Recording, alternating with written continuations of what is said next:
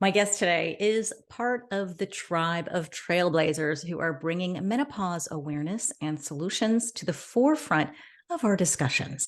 Dr. Kyrin Dunstan is an OBGYN, and that means an obstetrician and gynecologist. So she's someone who understands women's health. But she went further than this and decided to learn more about anti-aging medicine, metabolic function, and functional medicine to help women in midlife solve some of their issues like midlife weight gain and fatigue. And it all started with herself because she had her own health issues and managed to lose a life-changing 100 pounds in the process. And she has her own fabulous podcast called The Hormone Prescription. She's also the founder of Her Hormone Club, which is an all-inclusive membership program giving women access to state-of-the-art natural hormone therapy treatment throughout the US, and the Midlife Metabolism Institute, which gives educational and coaching programs for women at midlife to fix their hormones, their metabolism, and ultimately optimize their health. You may have already heard of her or read about Dr. Kyrin on a TEDx talk on CBS News or NBC TV networks. Maybe you found out about her in the Reader's Digest or the Huffington Post. But now it's our turn to have her with us on the Hack My Age podcast. So without further ado, let's meet Dr. Kyrin Dunstan. Welcome. Thank you. Thank you so much for having me. So today we are talking about our metabolism and what happens to it when we go through menopause. And you had your own challenges while going through this transition. So can you tell us about that and what happened to your metabolism? Yeah. Well, I guess I was in my late 40s and I was steadily gaining weight. I was an OBGYN and had a very successful career. But I was steadily gaining weight and I was tired. I went through different phases with my energy levels where at one point I had difficulty sleeping. I would wake up in the middle of the night. Some people can probably relate to that, 1 a.m., 3 a.m. And then I passed through that and I went to a stage where I was just tired all the time. And I call this midlife metabolic mayhem. That's what I was experiencing. Now I know what it was. And that's a 60 or so symptoms that women can experience as they start to go through that perimenopause menopause transition. And so fatigue was one of them. And then I went through this stage where I slept all the time and all I did was work and sleep. I had the weight gain. I weighed 243 pounds at my highest weight. And I really struggled with that. I tried every diet program I knew, and I really thought the weight was the problem. If I could just lose the weight, everything else would be fine. And probably a lot of listeners can relate to that. It's the thing that people can see. And so it's the thing that oftentimes causes us the most distress, even though we may be up at 1 in the morning or 3 in the morning. So I had those two things, but I also had depression and anxiety so severe at one point that I was on 5 psychoactive medications. And I really had nothing to be depressed or anxious about. But I was so anxious that I would shake, literally. So I was on all these medications. I had irritable bowel. So I didn't know if I ate something, was I going to be fine? Or was I going to be running to the bathroom 6 times in the next day or not go for 6 days, right? Crazy bowel. I had gastritis and reflux. My hair was falling out in clumps in the shower. I had no sex drive. I was married. And that's a problem when you're married to have no sex drive. And a lot of women relate to that. So, I call it circling the drain. So every day I would get up and it would be something else, right? What is it going to be today? And just circling. They told me I needed back surgery because of the weight. I was having back problems and doing surgery all the time. I was leaning over people. And it was causing problems with my back because I weighed 243 pounds. And they told me, well, you need a spinal fusion. And anyone who knows anything about spinal fusions knows you never have one. You end up with an entirely fused spinal column, and then you can't do anything. And I dance. And so that wasn't an option. And, more than those are the symptoms, it was how it was affecting my life. I was a mom and a wife, and I ran a successful OBGYN practice, and I really couldn't show up as the mother that I knew I could be, that I wanted to be present for my children. I couldn't show up as the partner that I wanted to be and I knew I could be. And I just was kind of reduced to what a lot of us are reduced to, women at midlife, which is just a human doing, not a human being. And I got to the point, I tried to figure out what was wrong, and I would run tests and they would all come back quote unquote normal. And I go to my doctor, I say, something's got to be wrong with me. And she would run tests. You've got to have a thyroid problem, right? You have the top symptoms of it. You're overweight, you're tired, your hair's falling out, you're constipated, you have dry skin. And it would always come back normal. And I just became so sad and disillusioned, and even got to the point where I thought, if this is what life is, I don't even want to live it anymore. But I really didn't have a choice because I was the breadwinner in my family. I was responsible for all these women's health. So I just kept putting one foot in front of the other. But I know there are people listening who have been to doctor after doctor. They've had test after test. They've been told, oh, your tests look great. You look great on paper. You should be feeling like a spring chicken. Or maybe you're being told, oh, that's normal for your age to want to nap in the afternoon. Oh, it's normal that you don't want to have sex. Oh, it's just normal for you to carry extra weight and not feel okay in your own skin. It is not normal. And that's what we're going to talk about today. It may seem normal because it's common. Most people have that, but it's only because they don't know what we're going to talk about today and share with you. So if you're having these symptoms, you're not alone, number one, but there is an answer and you don't have to suffer. And so that's kind of where I was. It was miserable. What a story. And I imagine it was probably hard, even as a doctor, to be in this condition, trying to help other women. You're sacrificing your own health for them, but also people go, well, you should know, you're the doctor, right? That was a huge part of it, was that I was so ashamed because everyone could look at me and see, oh, she's not healthy, because I looked and felt 20 years older than I was. But here I am a board certified OBGYN. I'm supposed to know more about women's health than anybody else, right? The certifying board of American specialties has said, you know more about women's health than anyone else. And clearly you could look at me and see I wasn't healthy. And then to add salt to the wound, all the women I cared for, who I had the pleasure to deliver their babies and do their pap smears and participate in their care for a long time, were suffering with the same things. And I couldn't help them, right? I did what I call the Doctor Tango that I was taught to do. Woman comes in at midlife, I can't sleep, I'm tired, I have no sex drive, my hair is falling out, I don't feel like myself, right? This is like the laundry list of midlife female health complaints. And the Dr. Tango is, oh, it's normal for your age, and give a prescription for every symptom you possibly can. You can't sleep, here's a sleeping pill. You don't feel like yourself, here's an antidepressant. Your tummy's not right, here's an antispasmodic, here's a H2 blocker for your gastritis.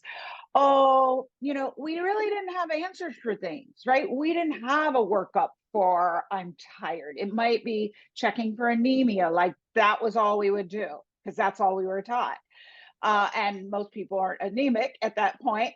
And so people would leave with this fistful of prescriptions, and standard of care, you give it to them a 3-month trial, then they come back and you see how they're doing. And nobody ever came back in my office, Zora, and said, oh my gosh, Dr. Kyrin, those prescriptions you gave me, I feel amazing. I feel better than I have my whole life. I lost all the weight. I got my energy back. My hair grew. I have a great sex drive. It never happened. People would come back and go, yeah, well, I'm sleeping because I'm knocked out by this drug. And and I feel kind of numb with this antidepressant, which makes me further not want to have sex. So it was like just different states of intolerable living and symptomatology. But that's all we had because that's all we were taught. And, the doctrine or the brainwashing, whatever you want to call it, that I was given in my training was drugs and surgery. We were taught the symptom is the problem. When you have the symptom, you give a drug to get rid of the symptom, or you do a surgery. And when the symptom is gone, you claim victory. Onward and upward, that's our job. And I didn't realize that I had this really tiny toolbox. The doctor's toolbox is super tiny, drugs and surgery. And so I had to go on a journey to find it, you know? And then I heard in one of your podcasts that you found functional medicine through one of your patients and you learned more about it. But I want to cover just briefly. I think people don't know what functional medicine is. So just Yeah, discuss that a little bit before we move on to let's hack the metabolism. sure. So functional medicine has to do with the function of different systems in the body, right? You have the cellular level, the microscopic level at which everything functions. There's functions that happen that make the macro work, right? So your eyes, for instance, the reason you can see, you've got all these little parts that are functioning properly that allow you to have the skill of seeing visually. Um, and if something's wrong with that function, the way the different cells and systems in your eye are functioning, then you might have the difficulty seeing and perceiving things.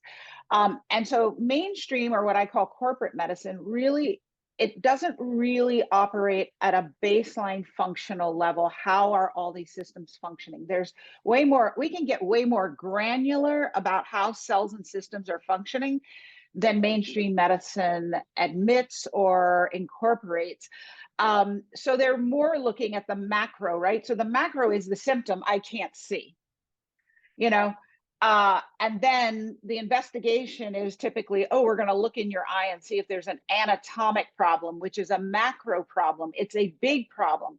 But big problems only happen when small functional problems accumulate and get big enough to break through and cause a macro problem. So by the time you have difficulty seeing, like you have macular degeneration, which is the leading cause of blindness in women over 65, for decades before that, you had functional problems leading to changes in your visual apparatus that cause the macular degeneration, that cause the blindness. But because mainstream medicine isn't looking at those functional capacities, it's not part of the program, nobody knew.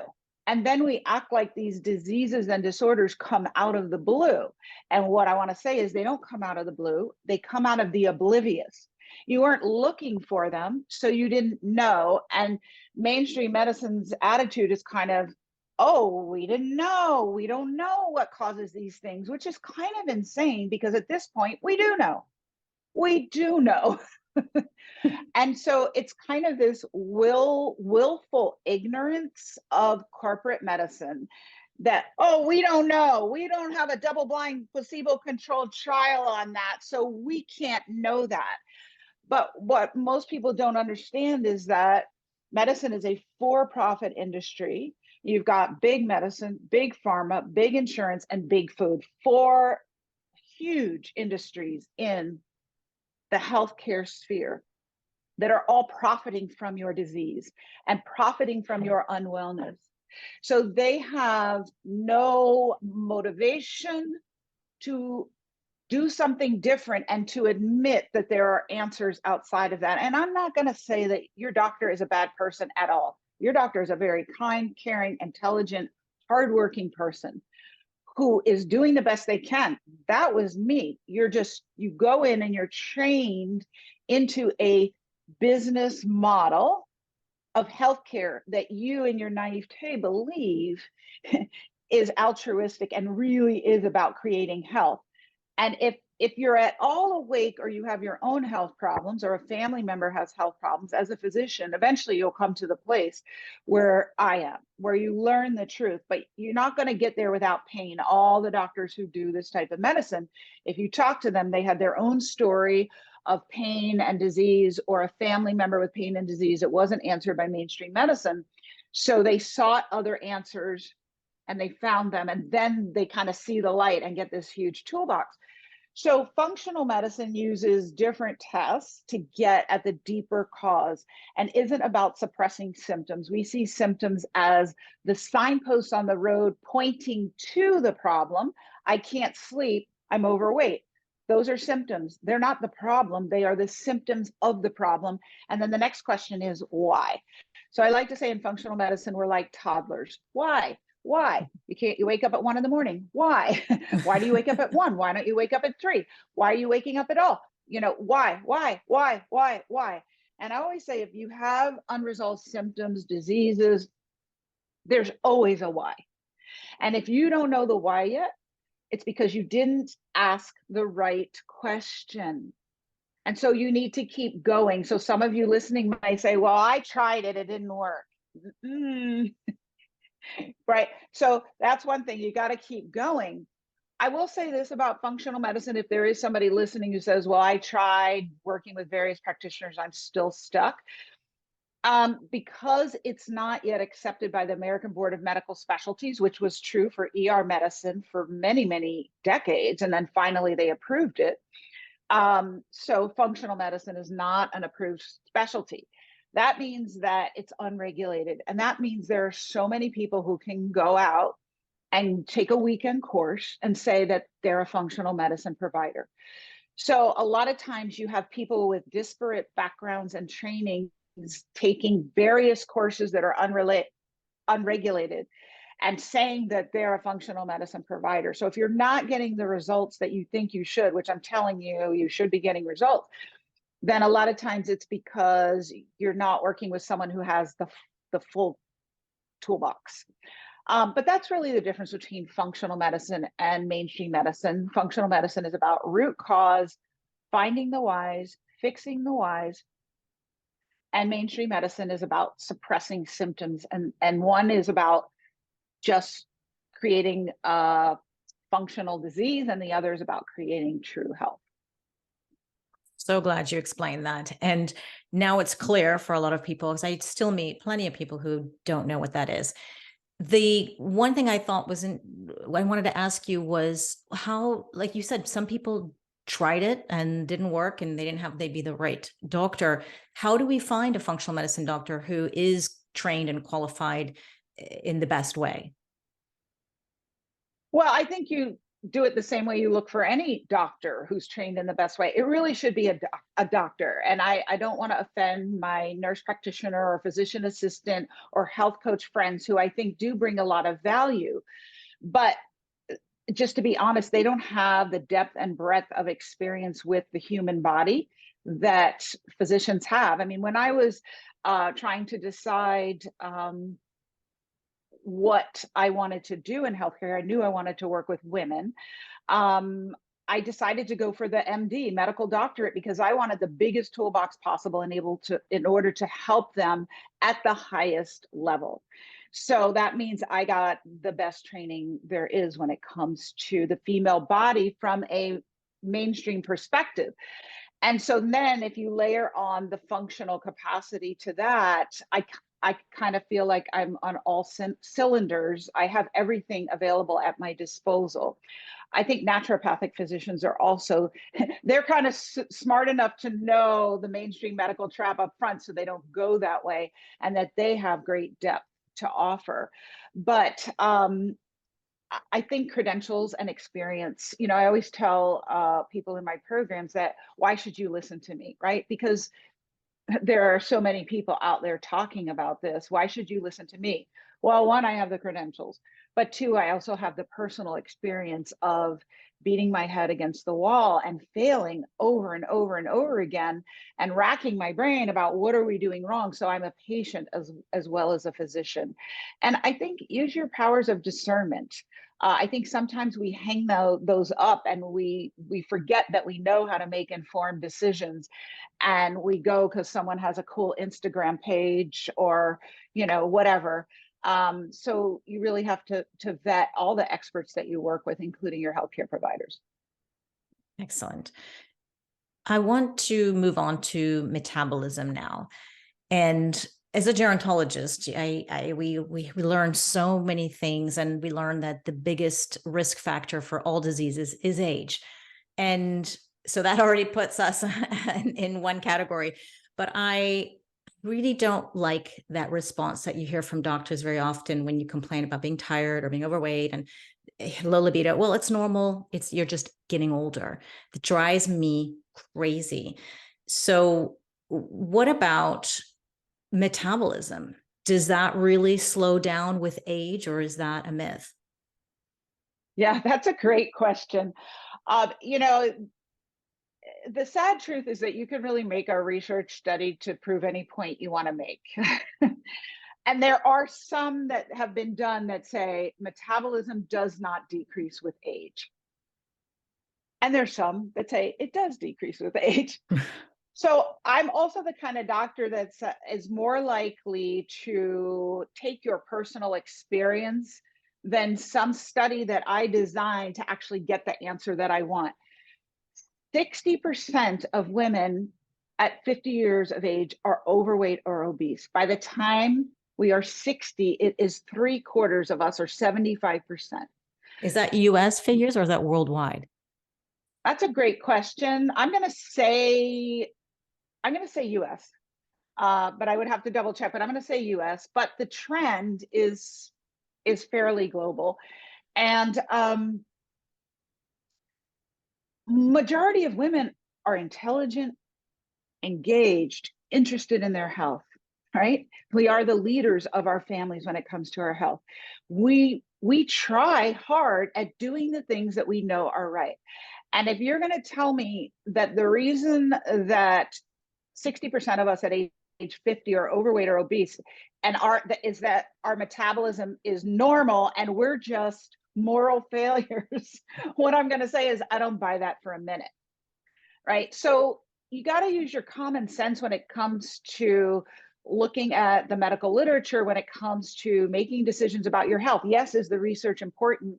Yes, but that just doesn't make sense to me. I've never met a woman who wasn't interested in her weight and her overall health and wasn't doing her best. And so, I think one of the best studies that was done on metabolism was The Biggest Loser TV show, which you may be familiar with, where people would undergo extreme exercise and dieting to lose massive amounts of weight in a short period of time. It was a very popular TV show for a long time.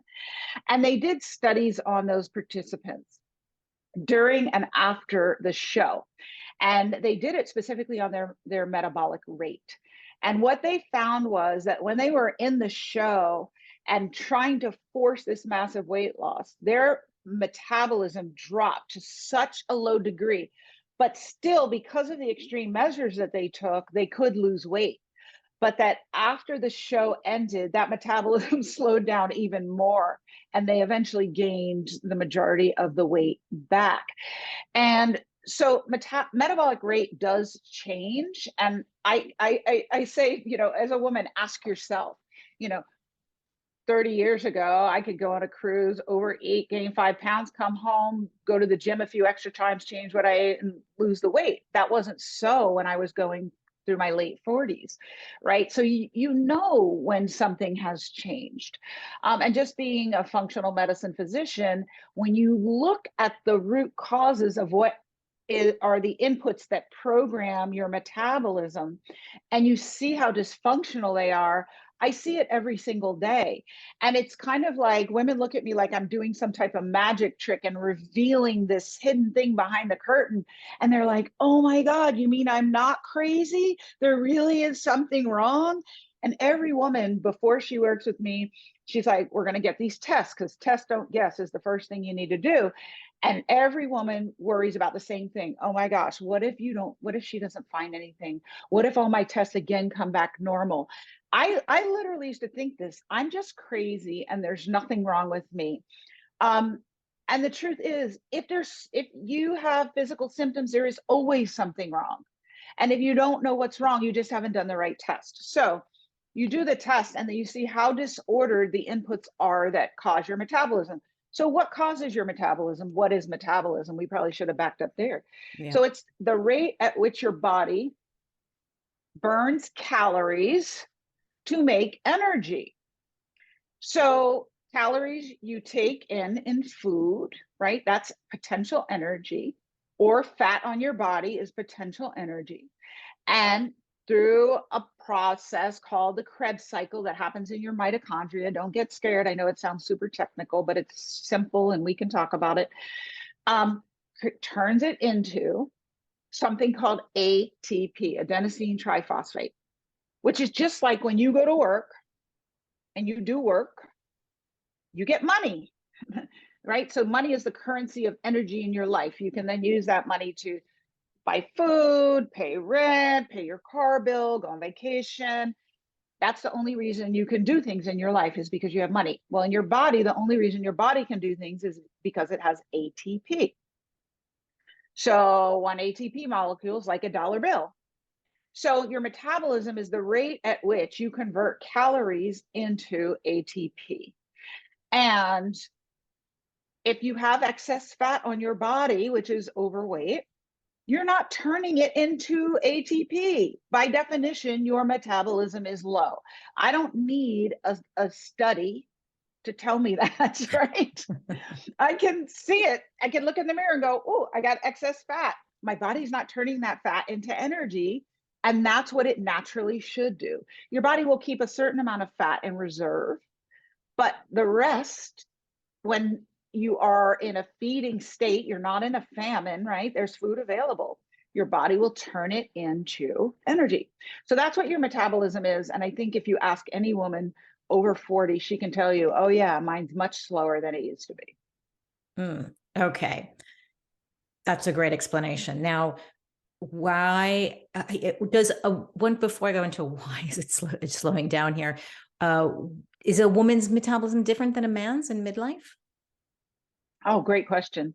So we all have the same apparatus except for our reproductive system, and we all have the same hormones, except men have 10 times the testosterone, we have 10 times the estrogen. So we kind of start off on an even playing field, but the difference is that we have programmed obsolescence of some of our hormones with our ovaries, right? Our sex hormones. And so by the age of 35 or 40, the hormonal decline into hormonal poverty is starting for women, and men don't have it to the severe degree that we have or at the early age that we have. They do have andropause. It's more gradual and happens later and can contribute to weight gain and other symptoms for them. But by the age of 35, a woman's ovaries are considered quote unquote old, advanced maternal age, more likely to make a baby with a chromosomal anomaly. And hormone production starts decreasing. So that's why women really suffer at midlife way more than men. Interesting. Men also seem to have their own menopause experience called andropause. But does that, I'm wondering, what are some of the symptoms? I'm totally going off a tangent because I'm just curious, but is it happen at a certain age like women do, or is it just random? It can start in the 40s, but more often in the 50s, a little bit later than women, and 60s. They can get androgen decline, and it can happen earlier too. But they will lose muscle mass, gain fat. They can sometimes get breasts. Their dopamine neurotransmitter goes down, so they sometimes lose their edge and their drive and their focus. Their libido can be low. So yeah, it is something that's happening more and more increasingly. Yes. They should have called it menopause instead of for the men. Menopause, right? Menopause. Right.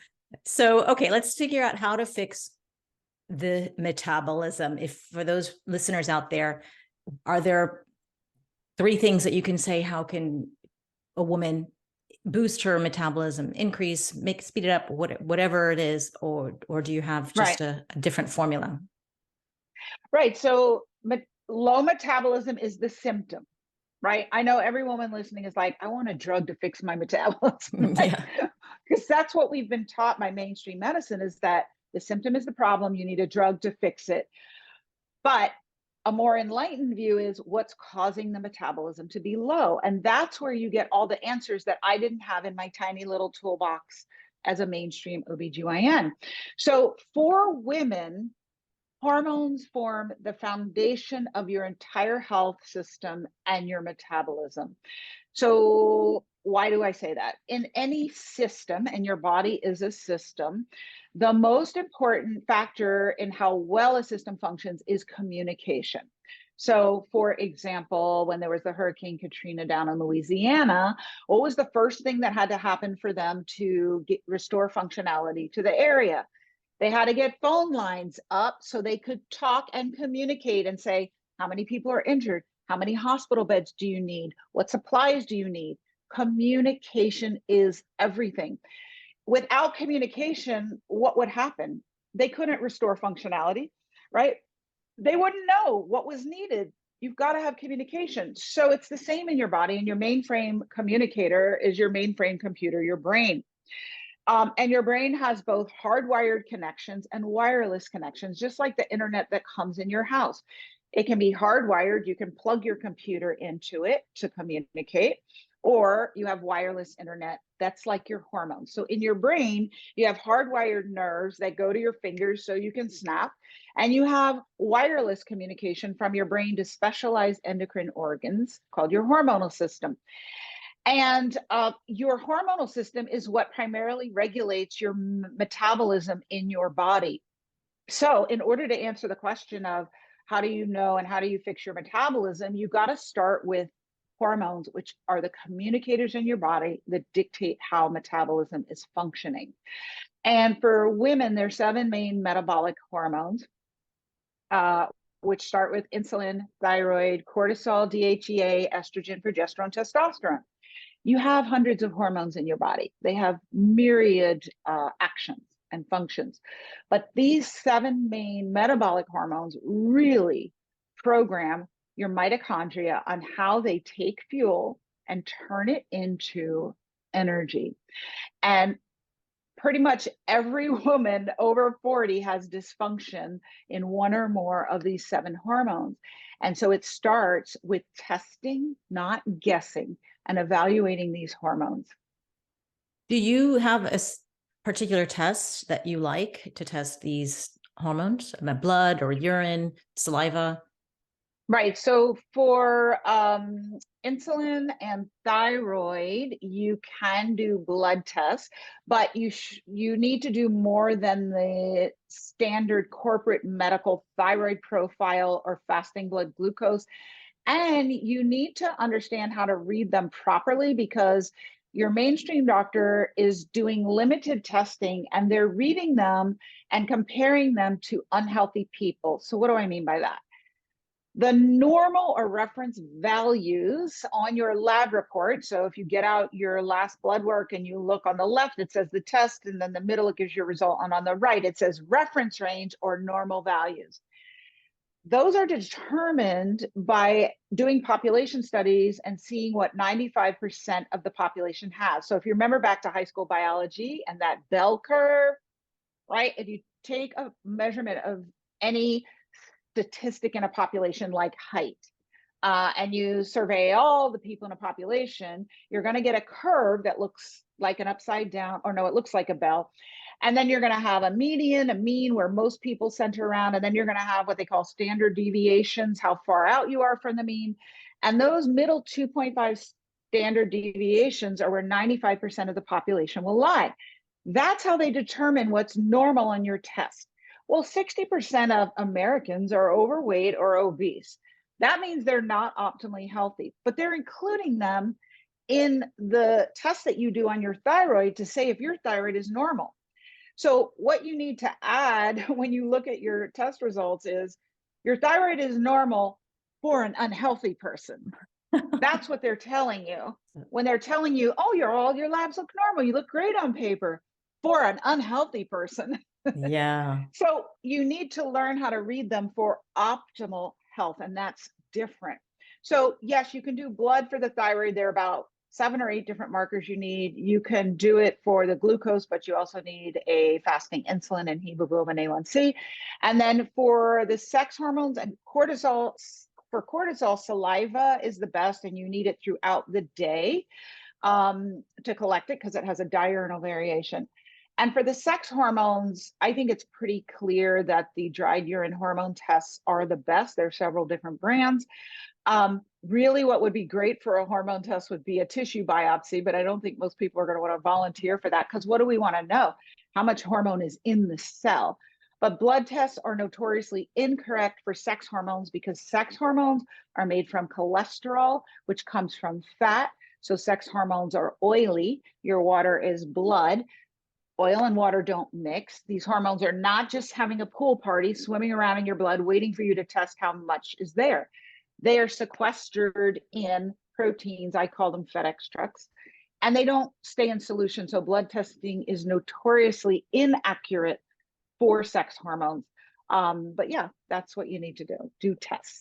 When we talk about the sex hormones, especially going through perimenopause, when your hormones are fluctuating like crazy, I can see how inaccurate the blood testing would be. But I'm wondering if that also happens with a dry urine test, because it's just crazy. And although it's all throughout the day, maybe some days are different than others for a woman going through perimenopause. So how accurate is that? Blood testing is inaccurate in general, period. Let's end that discussion. But your practitioner should know how and when to test you. And we take into account the perimenopause period. Sometimes we'll have people test all the way across their cycle. Sometimes we can do spot checks. It just depends, right? Every woman is so individual. There's no like, oh, for everyone, this is what should happen, particularly when you're in perimenopause.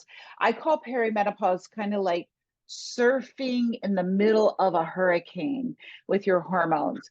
It can be that erratic. And so, yes, when you're trying to get an accurate test with someone whose hormones are all over the place, it can be difficult, but that's where kind of the finesse and the experience and the expertise comes in for your practitioner to know what is best to assess. Great. So one of the first steps for someone to fix their metabolism is to take all these tests of these 7 hormones that you mentioned. Right. What would be the next step? So test, don't guess, and then have the test read the right way. So don't use the normal or reference range. You've got to use optimal values. And if you're not in the optimal range, so you find your hormone picture for these 7 hormones, and then you look at where are your problem areas. So like for me, I had done at least 10 thyroid tests that were quote unquote normal. But when I did the right tests and read them the right way, I was hypothyroid. So then we have to look at, why are you hypothyroid? So this is, again, there's some women listening who are diagnosed with hypothyroidism. They're on Synthroid or some other medication for it. But did your doctor ever ask, why are you hypothyroid? No, because with mainstream medicine, that's where the answers stop, right? Diagnosis is a symptom of hypothyroidism, and they don't ever ask why. So the next thing is it optimal? And if not, and then the next question is, why is it low, right? If your thyroid is low, why is it low? So that's a whole other set of questions you have to ask. If your progesterone or estradiol is low, why is it low? If your cortisol is high, why is it high? So what does it look like? But what is only part of the picture? The next is why, and you've got to start doing your deeper investigations. So would someone only start to lose the weight that they need to lose and fix their metabolism once they have all 7 of these in place, or they can start to see benefits already from fixing some of them? Yeah, I mean, if you have one that's out of whack and you start fixing it, it can start to straighten things out. It's just like if you need to clean your house and you don't have time to clean all the rooms and you have company coming, right? If you clean the kitchen, that's going to be really an improvement, because most people are going to hang out in your kitchen. Where does everybody end up in? Your house. Most of us, it's our kitchen. So if you clean the kitchen, that's a good start. If you could clean the living room also, that would be great. But you do get benefit by fixing some of these. Great. So step one, get the right testing, then get it read in the optimal levels with a proper functional medicine doctor. Then you start to tweak the ones that may be out of whack, assuming that's what you find. And is this what you would call hormonal poverty and then get into hormonal prosperity, or is that something else? Oh, yeah. So, hormonal poverty, financial poverty is when you don't have the financial resources to meet your living needs. Hormonal poverty is when you don't have the hormonal resources to meet your body's needs.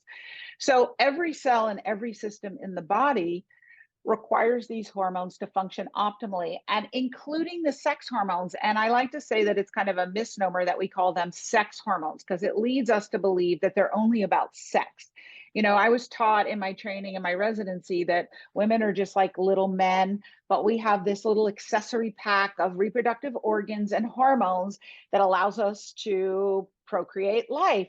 But nothing could be further from the truth, is what I discovered on my journey, that our hormones really form the foundation as women of our metabolism and our overall health. And so every cell, every system has receptors for these sex hormones, which I like to call flex hormones, because they have flexible functions, and flexing them and using them is like flexing one of the most powerful muscles in your body. So you have flex hormone receptors in your brain, right? And studies have shown an increased risk of Alzheimer's and dementia in women who are in hormonal poverty and don't have adequate sex hormones. Compared to those who do. And studies have shown, one study showed up to a 79% reduction in women who used flex hormone therapy in menopause, in reduction in dementia. You have flex hormone receptors in your eyes, which we were talking about, macular degeneration, the leading cause of blindness in women over 65. And studies show a decreased incidence of macular degeneration and blindness in women who use flex hormone therapy. You have flex hormone receptors in your heart. The number one cause of death and disability among women over 50 is heart disease and heart attack. And studies have shown that flex hormone therapy reduces our risk of heart disease and heart attack. You have flex hormone receptors in your bones, and replenishing that and getting to hormonal prosperity reduces incidence of fractures, which can lead to death and disability. You have flex hormone receptors in your immune system. And during the COVID epidemic, studies showed that women on flex hormones had a lower severity of disease with COVID and a lower incidence of death, right? So it's not just about sex, right? Mainstream medicine really gaslights women at midlife and tries to make us think we're normal for our age, there's nothing wrong, and there's no reason for us to feel that way. And nothing could be further from the truth.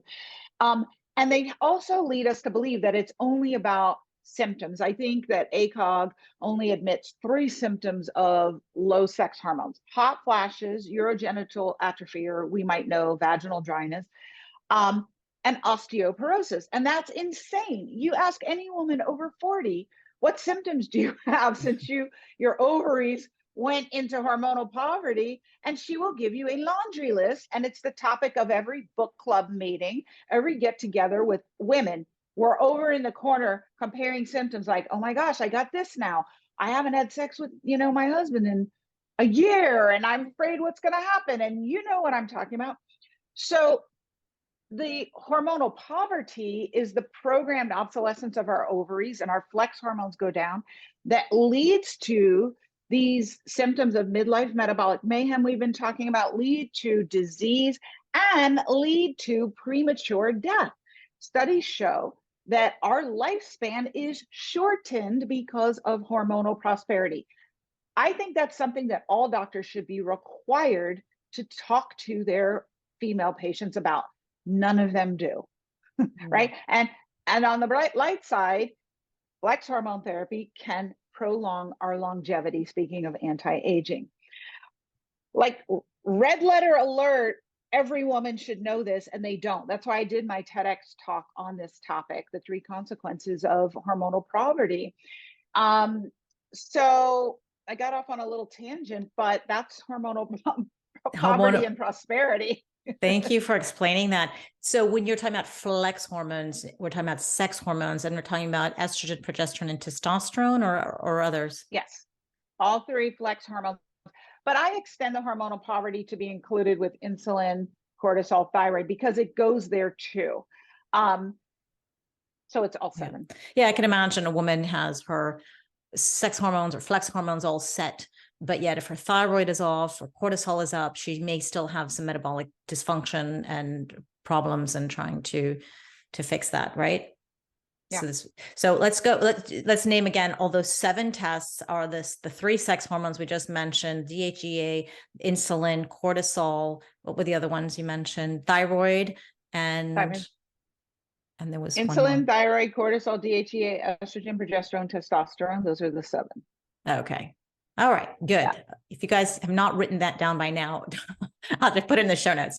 So get those tested, get the right tests as well. Reach out to Dr. Kyrin as well if you need more information on that.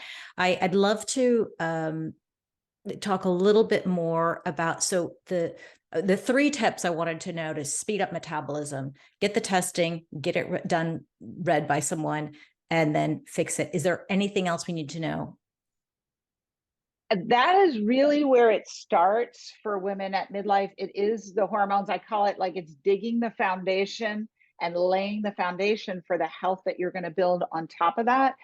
Do the right tests, read them the right way, and then figure out why any of these hormones is out of balance. And then the next step would be fix the whys, fix the whys. And that's where the work comes in. It's interesting, yeah, because you didn't mention anything about diet, exercise, sleep, or stress, although those all affect the hormones, I imagine, right? So when you say fix your thyroid, what would you say to a person who's struggling with metabolism? Would you give them a thyroid hormone? Would you tell them to change their diet, exercise, stress, or anything else? Yeah, so it's interesting that really the medical establishment has trained us globally into this the symptom is the problem mantra, and it's a lie. The symptom is the problem. The symptom is the problem. So everybody wants to know, with this symptom I have, what do I need to do to fix it? Oh, I've got a weight problem. Oh, it's too many calories in, not enough calories out. What do I need to do? I need to cut calories. I need to expend more calories. We're told it's a math problem. It's not a math problem. Right? It may be a math problem when your hormones are all balanced and functioning properly. And then in your mitochondria, calories come in and they're readily turned into energy. But when your hormones are unbalanced, it dysregulates the way your mitochondria function, and hormones are not properly converted. It's no longer a math problem, it's a chemistry experiment. Right. And so you have to address the why. So everybody wants to know, well, what's the diet I should eat for the symptom of my thyroid? What's the diet I should eat for this symptom? What's the exercise I should do? But it's going about it the wrong way. You have to figure out the whys first. Why? Okay. So, like, for instance, cortisol is where most of the work comes in, because I call her Queen Cortisol. All hail the queen. She will be honored at all levels, and if not, she will take everything down. She's ruthless. So a lot of the work in fixing your metabolism will go into fixing your cortisol. And if you don't think you have a cortisol problem, I promise you 99.9% of you do. I've only ever seen one normal cortisol curve in a woman over 40, and that was a woman who brought her daughter to me who was in high school and having problems. And the woman took impeccable care of herself. So we got her daughter straight, and she said, oh, just for kicks, I want to do a cortisol test to see how I'm doing. And we did it, and it was beautiful. Only normal one I've ever seen. Every woman has a cortisol problem. So then you've got to get to the why. And there is no one diet that's right for everyone. There's biochemical individuality. We each have differences. And depending on your particular history, body, health status, hormones, you might need to eat differently from someone else. There's no one exercise. For some people with certain cortisol problems, I was one of these, flatline cortisol. No, exercise was not something I needed to be doing. stage 3 adrenal fatigue. But for other people, they do need to do certain types of exercise. And depending on their unique picture, it may look different from someone else. So I think we really need to get away from this idea that there's one diet, that there's one exercise, that there's one supplement, that there's the one thing. And when I find the one thing, everything's going to be answered and all my problems will be solved. You are a complex, beautiful instrument, like a Ferrari, but a unique Ferrari that is very specific as to what she needs and what she wants and when and how she needs it. And so honoring your uniqueness and really diving into it with the whys is what needs to happen. And then you'll get answers. And I know that's not the answer we want. Everyone wants me to say, what's the one thing I need to do, Kyrin? I wish there were one thing, but getting the right tests and reading them the right way, and then figuring out why you have the imbalances that you have, that's where you start. Good answer. It's the truth. It hurts, but it's true. So I'm wondering that most of the women listening to this podcast are going through peri or just postmenopausal.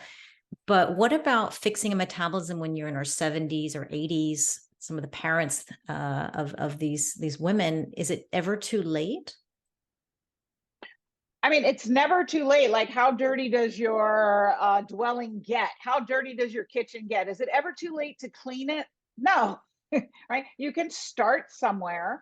Even if you're a hoarder, you can start somewhere, you can get help, and you can make progress. Now, if your house has not been touched in 40 years and no one's even painted it or, tightened a screw or done anything, then are you going to get your house back to what it looked like when it was brand new?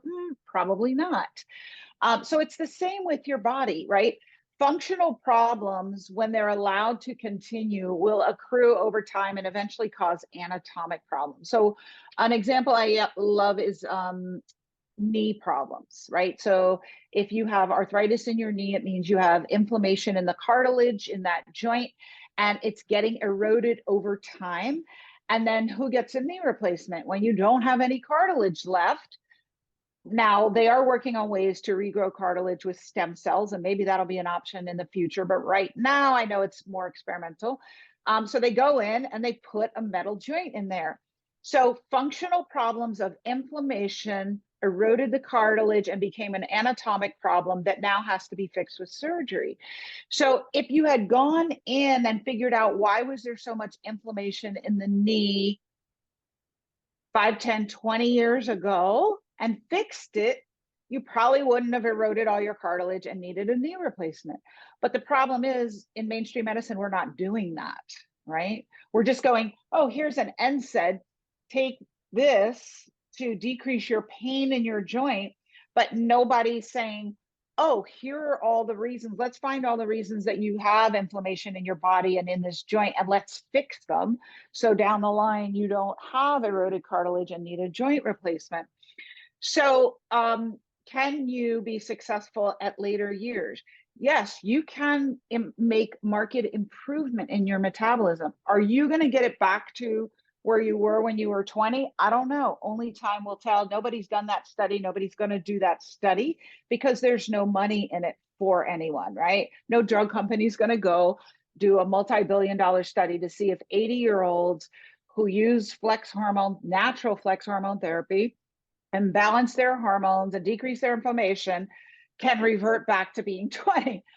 But we have enough data from many studies in various hormones and various topics in the functional medicine area that we know you can make a hell of a lot of improvement. And I don't know if you're 80 and you're like, I don't even want to start if I can't get to be like I'm 20. Well, I don't know what to tell you, but I'm the kind of person who's like, okay, well, maybe I can't get back to 20, but I can really feel good and feel better than I am and reverse a lot of these symptoms and prolong my life, my longevity, but also my vitality span. Sign me up. Great. So get your parents started, or you, if you're listening. It's wonderful. I'm going to have to let you go soon, but I wanted to ask you There was a couple of things that you wanted to share with our audience. There was the Hormone Bliss Challenge and the Diet Deceptive Dozen Report. What are these? Yeah, so I made some resources, free resources for you that might help you. The Diet Deceptive Dozen is the 12 sneaky foods flying under your radar you think are healthy that you're probably eating every day that actually are contributing to unbalancing your hormones and lowering your metabolism. So that's the 12 foods that I go through. It's a free download. And then I also give you my Lean 15 report, which is the 15 foods you should add to your diet that actually can help you to lose weight. And then the other is the Hormone Bliss Challenge. So a lot of people, a lot of women everywhere are looking for answers to their health problems, and they just don't understand what's wrong with their hormones, how to approach them. They don't understand how to go about it. So I created a free 7-day, oh, actually, it's not free. I'm sorry. It's a minimal price, 7-day challenge that you can join, where I come in and I teach you about these hormones and what you need to do. And I get you started on your journey. And you also have the opportunity to ask me questions and dialogue with me personally in the meetings, which is super fun because so many women are looking for answers and they're just not getting them. So it's a great way that we can connect and really get you started on your journey. Is that different than the Midlife Metabolism Institute with that, or and her hormone club? What are the differences? So her hormone club is a telemedicine company that offers a membership for women to get a prescription for natural or bioidentical hormones if they need it, so they can get tested and meet with a board certified physician and get a prescription that's sent from the pharmacy. So that is a specific company that provides that prescriptive service. Only for US residents, or I mean, people who are located in the US. Is that correct? Yes, in the US. Canada, no. It's not like North America. Okay. All Correct. right. And then Midlife Metabolism Institute is the other company that provides the coaching and training and education for women who on the things. I always say there are two prescriptions that every woman at midlife needs to balance her hormones. One is a written one, that's her hormone club, and the other is a non-written one. It's a life prescription. Figuring out and understanding how do these hormones work, what programs them to do what they do, how do you change the way they function. So that's your cortisol, your thyroid, your insulin, and working with the sex hormones, but it's the educational component. And so as part of that, we offer the Hormone Bliss Challenge. Okay, great. I'll have links to all of these things in the show notes. If people can find you on Facebook and Instagram, always Kyrin Dunstan, MD. That's Kyrin Dunstan, and your website as well. It's so easy to find you. I'm going to have those links in the show notes too. But before I let you go, are there any last words for a woman going through menopause? Yeah, I would just say that help is available and you should not be suffering. This should be the greatest time of your life. And if it's not, and you're having health symptoms that are holding you back, there are answers. You can feel like yourself again. You can feel better than like yourself again. You can feel like your best self. You just have to ask the right questions and find the right answers, and they are available for you. And mostly that you deserve it. You deserve to live in a body that supports you in doing all the things that you want to do in this lifetime. So go do it. Great. Thank you so much. Thanks for your time. I'm super excited. I have a lot of questions on different panels, like the thyroid panel, and then the sex hormone, the flex hormone panel, all that. So we got to have you on again. Thank you so much for your time. And I hope you have a good morning or afternoon in Argentina. Thank you. Thank you so much for having me, Zora. It's been a pleasure to be here.